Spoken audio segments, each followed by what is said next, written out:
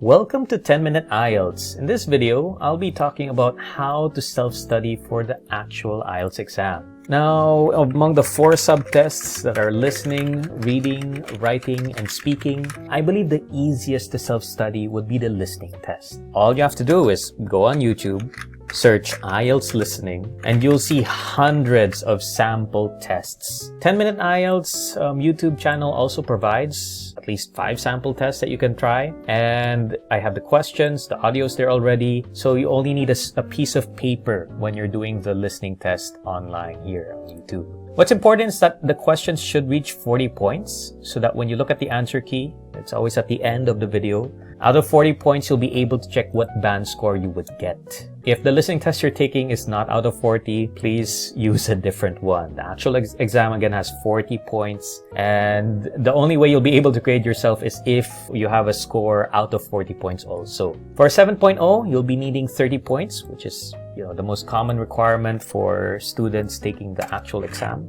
going to UK, Canada, New Zealand, Australia. US is the only one really that doesn't require you to have a 7 in all the subtests. They just require it for speaking. But anyway, again, you need 30 out of 40, and that's how you know whether you're passing or not. So long as you're not getting this score, don't take the actual exam. Instead, practice again and again and again until you are able to get that score you need in the IELTS listening YouTube sample tests. Now, reading is a little more complicated than listening when it comes to self-studying though. The first reason is because there are 2 types. There's academic and there's general training. And it's important you know which one you're going to take in the actual exam because they are different. They are used for different types of visas. And if you get the wrong one, then it will be very tough to have to take the test all over again just to get the correct one this time. Now, for you to review or self-study for the academic reading exam, just Google IELTS academic reading. But don't be so hasty to just click on any link. My worry is most of the sample tests I've seen online don't really reach 40 points. Just like the examenglish.com here, I've seen here the first passage reaches 9 questions, which is fine. But I know there's a minimum of 10 questions per passage if you're taking the academic test.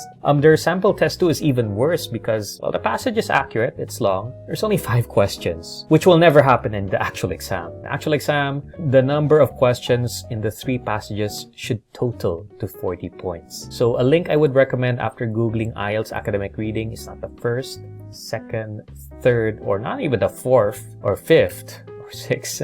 It's all the way down here. It took me a while to find this. It's like the 7th link. Look for practicepteonline.com. Click on that and you'll see over 230 academic reading tests that luckily reach all the way to 40 points. So this will be accurate. This will be just like how the actual exam is. The first passage here reaches 13 questions, which is great. The second passage reaches all the way up to 26, question 26. And then that last passage, which is really important, always check if it reaches up to the 40th question or the 40th point. So that when you get your score out of 40, you can check by Googling the IELTS academic reading scores. And out of 40, you'll need, again, 30 out of 40 points to get 7.0. So that's for academic again. Remember, if you're taking GT, ignore all of this. General training has a different reading test and a different scoring system. But for you to self-study or review that, simply, once again, Google, but this time, IELTS general training reading. So most students just Google IELTS reading, which is wrong. You could end up answering academic tests and it will be completely different from the actual exam. Plus, you won't be able to score yourself accurately to know whether you're passing or not.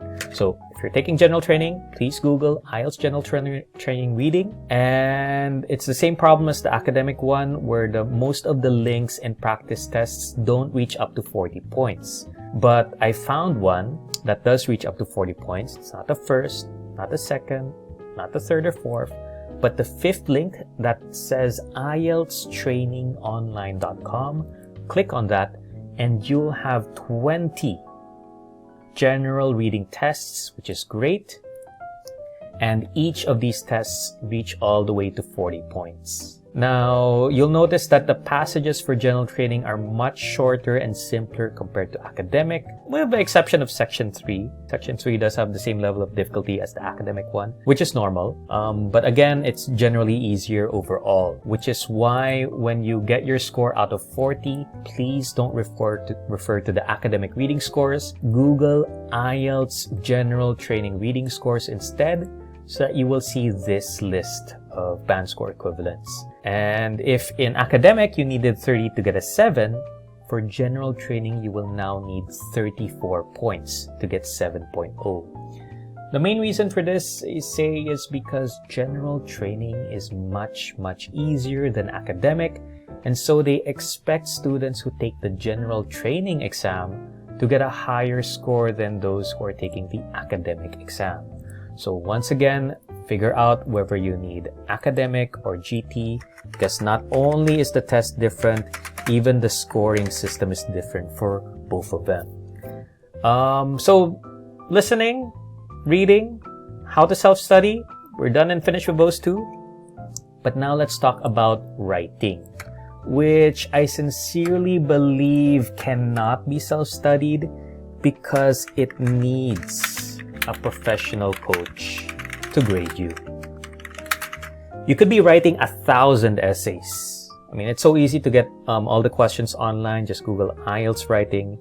But if you write hundreds and hundreds of essays without getting a professional coach to grade you, then you'll be clueless as to whether you can pass the actual exams writing subtest or not.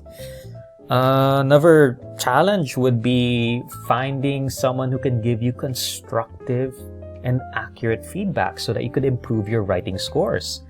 And I don't think your friends, colleagues, or family members are the best ones for that unless they are professional IELTS coaches like me. I've realized that it's not necessarily complicated to grade an essay, but it requires a lot of experience, especially when it comes to looking at grammatical errors and correcting and fixing them. So I strongly advise that you get a professional coach. All of our coaches in 10-Minute IELTS are capable of grading you accurately. But if you really can't, then another suggestion I could give is for you to go to Amazon.com. Simply search Easy IELTS writing templates. And the very first result will be my book, which is only $9.99. And it can be shipped to anywhere in the Philippines or the Middle East. It contains over 80 pages of templates, explanations, guided exercises that have worked tremendously well for my students who needed to self-study. Well, they weren't really my student, more like they were just referred by a student of mine. They got the book, gave it to their friend, and they were able to get 7. And they were so happy that they sent me a message saying this book has done wonders for their self-studying in the writing subtest. So you could get that book. Huge help. Not that expensive. Otherwise, when it comes to the speaking exam, this one is not negotiable. This one really needs a partner. You can't do speaking alone. If you're going to talk to a wall, it's not going to be able to ask you questions. What's worse is you won't feel any nervousness or anxiety. And that's the real challenge of the speaking exam. It's not English, not necessarily. It's the fear of screwing up, or dead air, or the ums and the fillers. So I strongly advise that either you practice this with a friend, partner, colleague.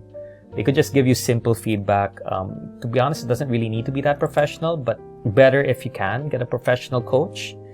Otherwise, listening and reading can be self-studied. Writing and speaking, I don't believe they can. But I hope this video has helped so that you're able to review for your test. Otherwise, thanks so much for your time and good luck with your review.